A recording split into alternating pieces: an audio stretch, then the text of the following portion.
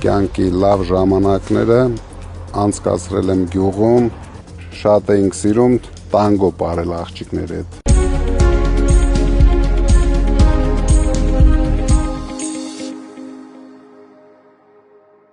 Պարոն Կարապետյան, բարև ձեզ։ Բարև Ալիկ ջան։ Ոնց եք։ Շատ լավ, դու ոնց ես։ Միշտ ուժեղ, շնորհակալ եմ շատ։ Ոնց է տպավորվել ձեր գյուղը ձեր մեջ, ոնց եք հիշում ու ձեր մանկությունից մի քիչ պատմեք, ոնց եք սովորել ձեր ընկերների մասին, կապ ունեք ձեր մանկության ընկերների հետ մինչ այսօր։ Ինչ կպատմեք, պարոն Կարապետյան, ձեր դպրոցական տարիքից, դպրոցից ոնց եք սովորել։ Ծնվել եմ գյուղում,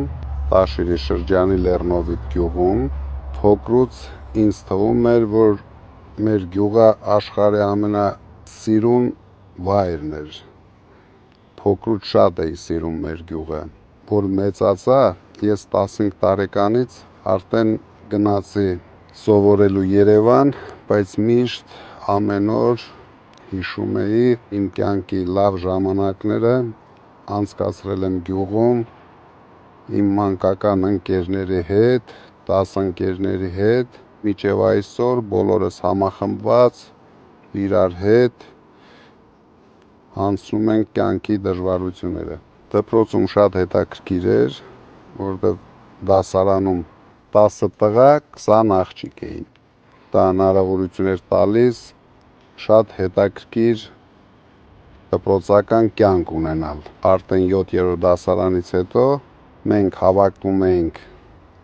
դասարանի տղաներից մեկի տանը եւ բոլորիս ամենասիրած երաժշտությունն այն ժամանակ Բոնիեմներ, Աֆրիկ Սայմոններ ու Ծախ Հարութի երաժշտությունների տակ շատ էինք սիրում տանգո պարել աղջիկների հետ։ Ինչ վերաբերվում է սովորելուն, առաջի դասարանից մինչև 10-րդ դասարան բացարձակ գերազանցիկ էի։ Մի հարց, պարոն Կարապետյան, ես շատ լավ գիտեմ, որ կարճադոշը ձեր համար շատ մեծ նշանակություն ունի եւ գիտեմ, որ ամեն տարի ամռանը դուք պարտադիր գոնե մեկ անգամ ձեր հարազատների, ձեր ընկերների հետ, ձեր ընտանիքի անդամների, ձեր ընտանիքի ընկերների հետ անպայման գոնե տարին մեկ անգամ հավաքվում եք կարճադոշում։ Խնդրում եմ, ասեք, ինչ է կարճադոշը եւ ինչ նշանակություն ունի ձեր եւ ձեր ընտանիքի համար։ Երկու շատ սիրած վայր ունեմ ես մեր գյուղում, առաջինը կարճադոշն է, երկրորդը մենք ունենք բլուկ սար ենք ասում։ Հա։ Ու ամենահետաքրքիրն է, որ երկու սարերի գագաթին էլ կան մատուռներ, որոնք ունեն իրենց լեգենդները, իրենց պատմությունները, բայց դա արդեն մեծ տարիքի ժամանակ մենք հասկացանք այդ մատուռների նշանակությունը թե մեր գյուղացիների համար, թե ընդհանրապես տաշիրցիների համար։ Դրա համար դու տեսել ես կարճադոշի գագաթին, մենք կառուցեցինք փոքր եկեղեցի ու հիմա ամեն տարի հունիսի 17-ին այդ եկեղեցու ու կարճադոշի օրը նշում են ամբողջ շրջանով, նույնիսկ Վանաձորից են գալիս, Ստեփանավանից են գալիս մեծ միջոցառումը։ Ես մի փոքր գաղտնիք ձեր թույլտվությամբ կբացեմ, որ մեր հայրենակիցներն իմանան, որ դուք ամեն տարի ամռանը ոտքով մինչև բլուկ սարի գագաթ բարձրանում եք։ Իրոք, բայց դա վերջի տարիներն է, դպրոցական տարիներին հայրս դպրոցի դիրեկտորն էր, մենք ունեինք որ ամբողջ դպրոցը պետք է բարձրանար բլուկ սարի գագաթը, բայց դա շատ դժվար բան էր։ Դրա համար ես ամեն տարի փորձում եմ դա անել ու դրանով գնահատում եմ ռեալ իմ մարզավիճակը, որովհետև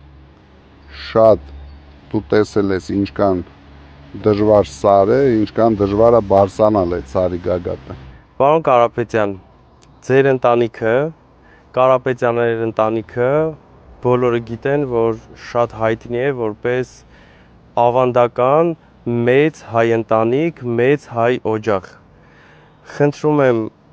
կասեք ոնց եք ստացել այդ մոդելը, որն է այդ մոդելը, եւ խնդրում եմ մեզ եւ մեր երիտասարդներին խորհուրդ տալ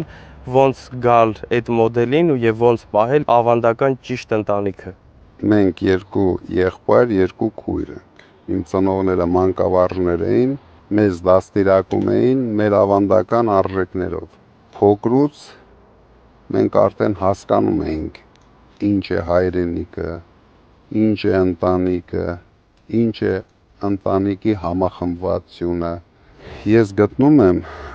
որ ընտանիքը պետության հիմքն է։ Համախմբված ընտանիքներով մենք կունենանք ուժեղ պետություն, ուժեղ ժողովուրդ։ Դրա համար մենք ձգտելու ենք դրան։ Աստված առաջ։ Համոզված եմ, որ այդպես էլ կլինի։